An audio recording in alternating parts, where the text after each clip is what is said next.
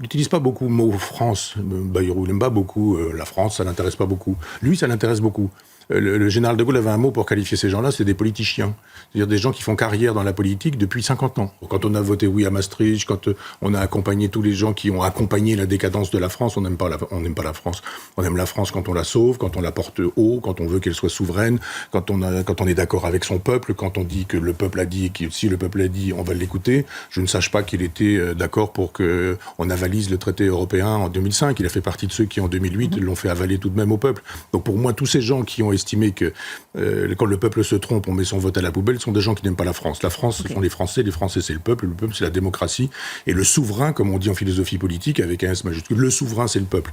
Donc ils font de la politique politicienne, Mélenchon a le même âge que lui, Barnier a le même âge que lui, ce sont tous des septuagénaires, et si la France est dans cet état, c'est à cause de ces gens-là. On est redevable quand même, on ne fait pas un demi-siècle de politique en disant « je suis pour rien ». Voilà, tous ces gens qui ont fait pendant un demi-siècle de la politique et qui se disent aujourd'hui le chaos, ou alors moi, non, le chaos c'est lui, le chaos est lui, et c'est la même chose, et ET et EST. Ce sont ces gens-là qui ont mis la France dans la dette, ce sont ces gens-là qui l'ont construite et ne sort pas de nulle part, cette dette.